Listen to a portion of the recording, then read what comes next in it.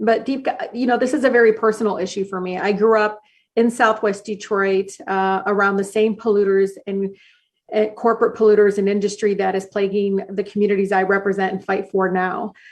Growing up, I say this all the time, and when I say it, residents nod their head.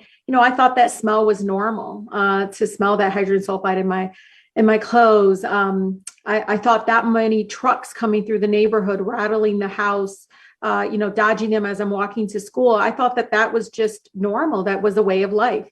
So environmental justice for me means acknowledging that the actions of corporate polluters, the actions of multiple levels of government that allow these polluters to exist in communities like mine, and the illnesses and deaths that come from this.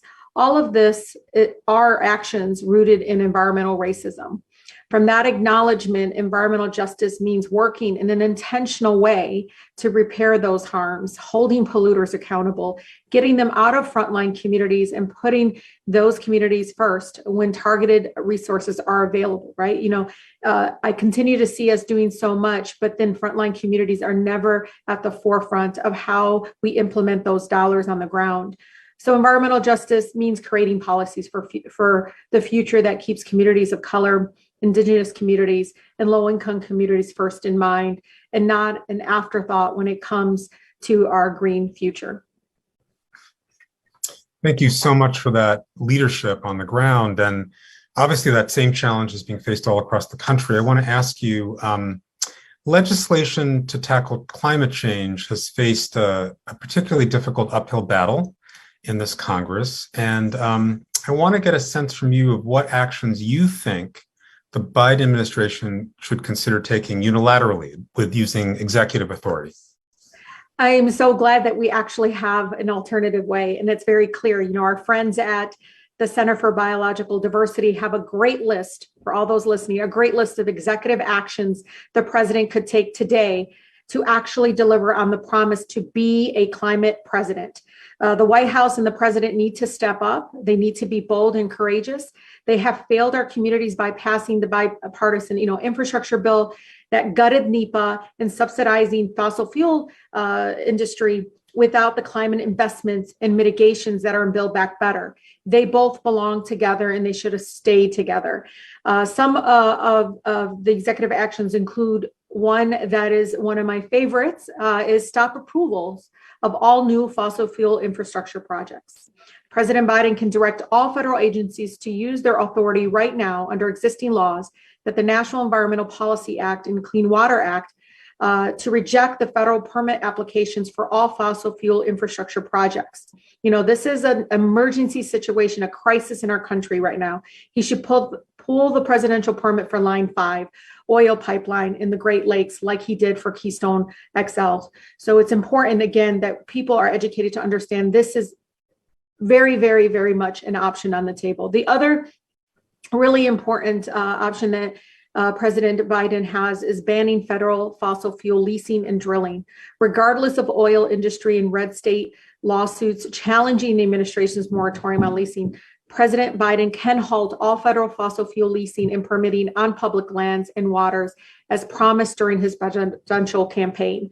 We're going to have his back when he does it. More people are with him on this. And we're going to, again, have to challenge it. Corporate greed is extremely at the center of all of this, but I know the people power is so much more powerful and much larger. And we would have his back. Biden must complete the comprehensive review and the rulemaking on the federal leasing program. This is really critical. Advocates have talked about this. Also directing the Secretary of Interior to permanently ban fossil fuel lease sales now and enact a managed decline of fossil fuel production consistent with limiting warming to no more than 1.5 degrees. And so these are other options. Other ones, Dika, I find very, very important as an option is halting fossil fuel exports. So President Biden can reinstate right now the crude oil export ban. This was overturned in 2015, a major driver of the oil shale boom, by declaring a national emergency under the National Emergencies Act. He can also direct the Department of Energy to reject applications for gas exports to the extent allowed under the Natural Gas Act. He could also, mobilize domestic industry to manufacture and install renewable energy technology with good paying union jobs. One of the things that folks don't realize, on a wartime, footing, President Biden can marshal federal funds and coordinate the action of private companies to jumpstart a thriving domestic renewable energy industry. These, this kind of includes like manufacturing, installing, green energy systems, energy efficiency technology, electric transportation infrastructure, all of it under the Defense Production Act. Unions must be a key stakeholder. It must be at the table in the process to ensure that, again, these new energy economy that we want to create with this, that it does lead to good paying union jobs.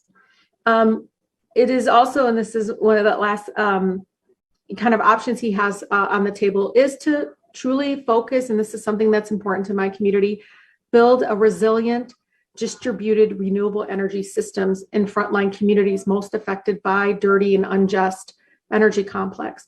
The president can direct emergency relief and disaster funds and redistribute, military funding to build resilient energy systems under the Stafford Act and the National Emergencies Act.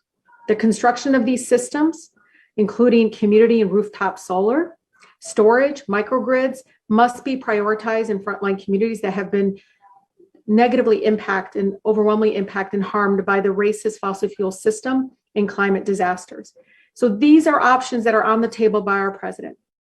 I know this, people across the country, no matter where folks live, they want a courageous approach to addressing the impact of climate in their lives. And they know that the federal government has to take a lead on this. And again, time is of the essence. And I know the president can gain so much incredible support, not only from grassroots organizations I've worked with, but other organizations that may be labor community, maybe the sector that's working on green infrastructure. All of them will come to the table and support this effort.